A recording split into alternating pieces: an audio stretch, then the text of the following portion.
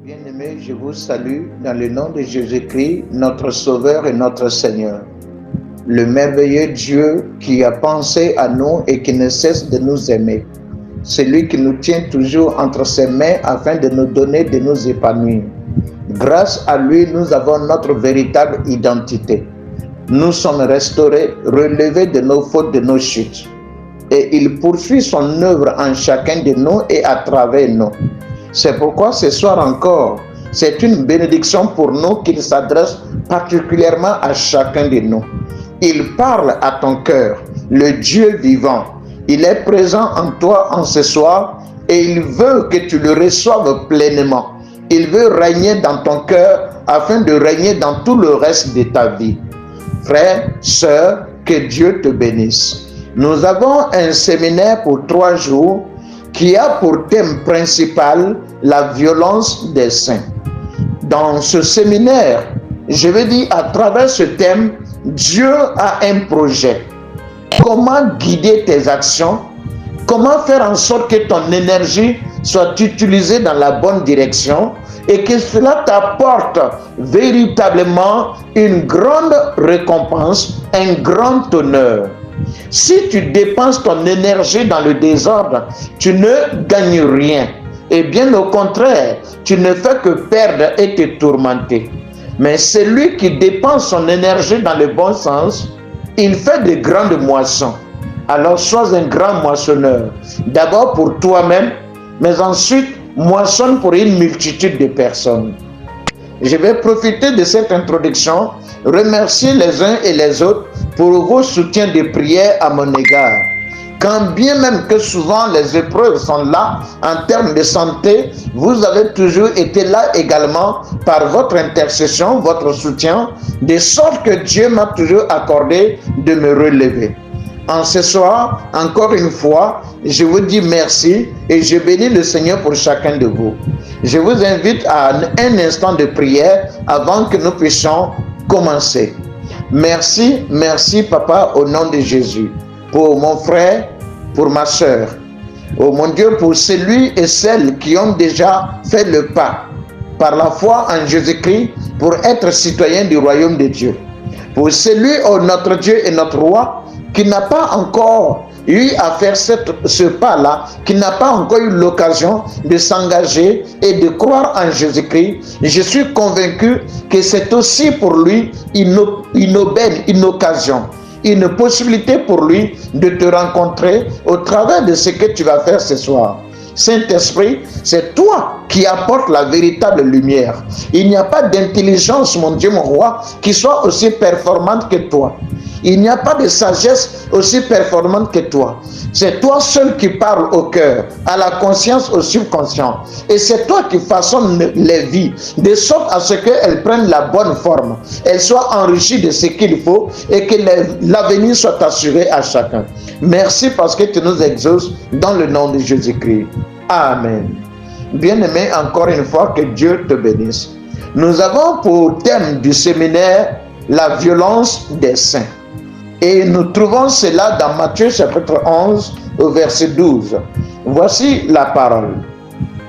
Depuis le temps de Jean-Baptiste jusqu'à présent, le royaume des cieux est forcé et ce sont les violents qui s'en emparent. C'est le Seigneur Jésus lui-même qui parle. Et il dit depuis le temps de Jean-Baptiste jusqu'à maintenant. Bien sûr que je n'étais pas là, mais il parlait à ses disciples. Il y avait donc un temps, une circonstance bien précise. Seulement ce qui nous intéresse, c'est ce qui est dit dans cette situation. Jésus dit, le royaume de Dieu est forcé. Et ce sont les violents qui s'en emparent. Nous déduisons, nous comprenons par là que Jésus exhorte les uns et les autres à être violents afin d'obtenir le royaume de Dieu. Cela veut donc dire que si tu n'as pas usé de violence, tu ne peux pas entrer dans le royaume de Dieu.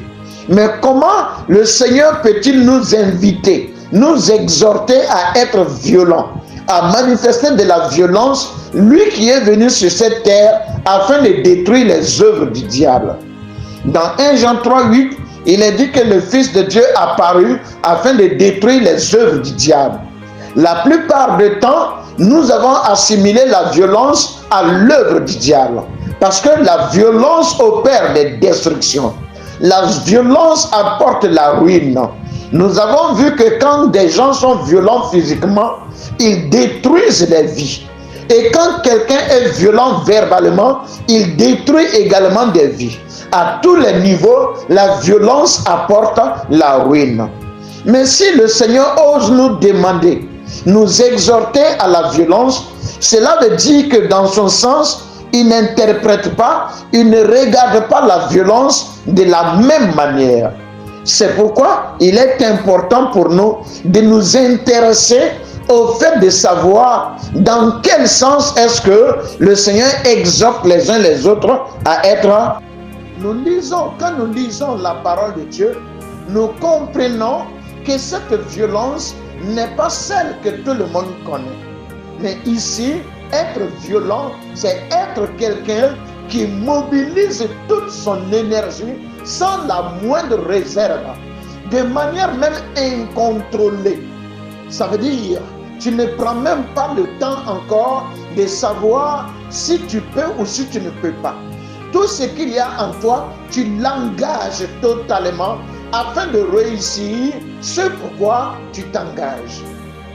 La violence ici donc, c'est une mobilisation incontrôlée de tous les moyens que quelqu'un a pour parvenir à son but, pour atteindre son objectif.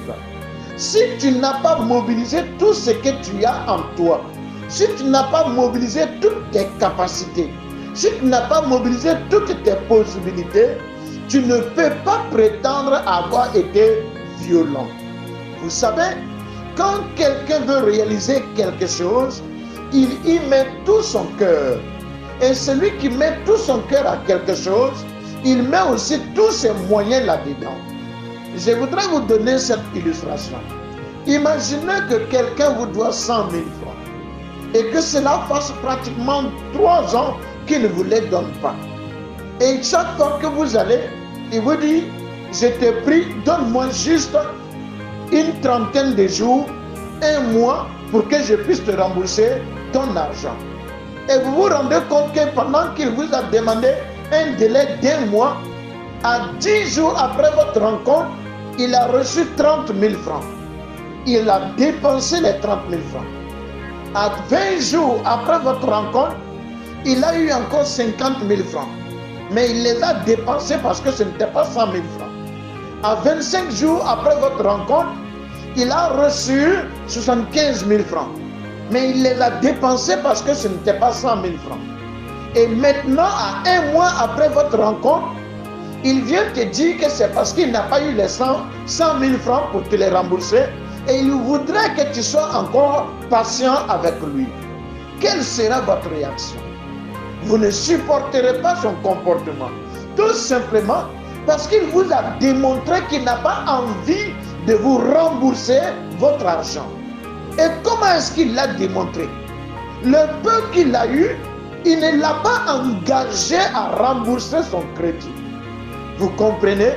Mais celui qui est violent, c'est celui qui, après avoir reçu 25 000 francs, sachant qu'il vous doit 100 000 francs, il ne veut même pas utiliser les 25 000 francs ailleurs. Tout de suite, il va vous les remettre pour dire que ce n'est pas 100 000 francs, mais j'ai au moins 25 000 francs, ça ne restera pas chez moi. Ça t'appartient, je te les donne. Ainsi, tu sauras que même si je ne t'ai pas remboursé les 100 000 francs, tout ce que je peux avoir, je l'utiliserai pour te rendre ton dû. Ce que je te dois, je te le rendrai. C'est une violence. Ça veut dire que la personne a mobilisé tout ce qu'elle peut avoir pour te donner ce qu'elle te doit. Alors la violence dont Jésus parle, il s'agit du fait que quelqu'un mobilise tout ce qu'il peut produire, tout ce qui est capacité en lui, tout ce qui est énergie en lui, afin d'atteindre les objectifs, les buts que Dieu le conduit à atteindre. Et donc, si quelqu'un peut avoir une journée entière et prier seulement 1 heure, il n'a pas été fidèle.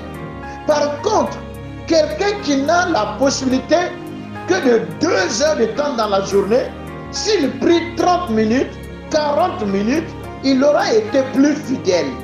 Parce qu'il a été plus violent. Il a agi avec le peu qu'il a pour montrer qu'il a envie de prier, pour montrer qu'il aime être auprès de son Dieu. Ça, c'est de la violence. Vous comprenez que la plupart du temps, les hommes ne sont pas fidèles parce qu'ils ne sont pas violents. Nous ne démontrons aucune violence en faveur de notre Dieu dans notre relation avec lui. Nous agissons de même avec nos partenaires, nos amis, avec nos responsables d'église, avec nos fidèles. Nous agissons de même avec nos associés dans les activités, avec nos collaborateurs. Nous ne mettons pas du nôtre. Nous n'engageons pas réellement ce qui est de nous, ce qui est en nous pour parvenir à ce qui doit être accompli. Mais bien aimés, le Seigneur nous a appris que depuis le temps de Jean-Baptiste, le royaume des cieux est forcé. Si quelqu'un doit agir sans se mobiliser réellement, il va se tromper en se disant que Dieu l'a écouté, en se disant que Dieu lui est favorable, mais bien aimé, il est rejeté. Il n'a jamais vu la face de Dieu, et s'il continue ainsi, il ne verra jamais sa face. Et donc, frère, sœur, es-tu violent? Jésus t'appelle à la violence. Si tu n'es pas violent, tu ne verras pas le royaume de Dieu. Ainsi, nous comprenons que chacun est appelé à être violent. Chacune est appelée à être violente. Maintenant, la violence doit nous orienter dans quel sens? Si toi et moi, nous devons être violents selon l'exhortation du Seigneur Jésus-Christ, à quoi cette violence nous conduit exactement? L'homme violent dans ce monde provoque la ruine, la déchéance de sa personne et des autres. Celui qui est violent physiquement finit par détruire, blesser, faire du mal aux autres. Celui qui est violent verbalement, il finit par nuire psychologiquement, soit à sa personne, soit aux autres. Celui qui est violent par des attitudes de mépris, d'arrogance, il finit par choquer les autres. Mais si tu es violent, de la violence ordonnée par le Seigneur, cela te pousse à certaines réalités, à certaines conditions spirituelles que nous allons découvrir par la grâce du Seigneur.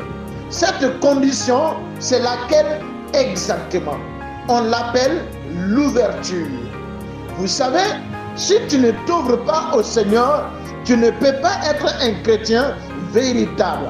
La plupart du temps, les gens ne sont pas d'abord ouverts au Seigneur. Ce qui fait que leur marche spirituelle est chaque jour un échec. Et devant n'importe quel combat, ils perdent toujours. Ils tombent toujours devant n'importe quel adversaire. Parce qu'ils n'ont pas commencé là où il faut commencer. Ils n'ont pas bien commencé. Jésus a dit qu'il faut que la maison soit bâtie sur le roc. Cela signifie que le roc est le commencement, la fondation de la maison. Mais beaucoup ne commencent pas leur maison sur le roc. Si ton cœur n'est pas d'abord ouvert au Seigneur, ton intelligence ne te servira à rien. Non, tes facultés intellectuelles, ta sagesse de ce monde, tes habitudes et tes expériences, tes connaissances en fonction de ce monde ne te serviront pas dans ton pèlerinage spirituel. Cela ne te servira pas et ne t'apportera rien. C'est pourquoi il faut s'ouvrir au Seigneur. En lisant le livre d'Apocalypse au chapitre 3, nous lisons ceci au verset 20. Apocalypse 3, le verset 20. Voici ce que Jésus lui-même dit. Voici, je me tiens à la porte et je frappe. Si quelqu'un entend ma voix et ouvre la porte, j'entrerai chez lui, je souperai avec lui et lui avec moi. Vous voyez, Jésus nous rappelle ici que lui, sa responsabilité, c'est de venir jusqu'à notre porte et de frapper à notre porte. Cela veut dire quoi? Il est venu à nous dans ce monde. Il nous a parlé du royaume de Dieu. Il a vécu de la vie des citoyens du royaume de Dieu afin que nous puissions le voir. Après tout cela, il s'est offert en sacrifice et son corps a été déchiré comme si c'était une porte ouverte à travers laquelle nous pouvons avoir accès au royaume de Dieu. Son sang s'est versé comme étant une condition par laquelle nous sommes purifiés afin d'être libérés de tout ce qui peut nous gêner quand nous devons passer par la porte de son corps.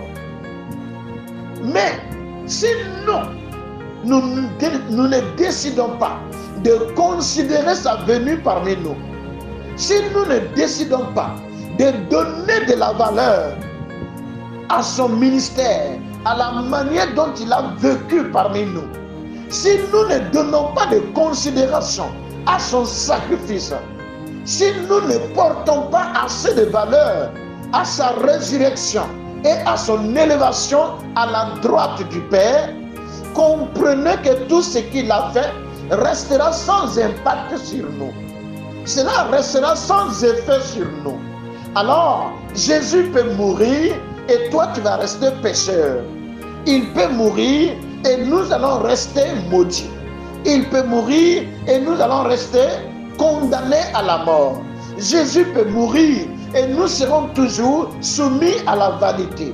Il peut mourir et nous serons toujours dans la servitude, toujours piégés au service du malin, des faux maîtres.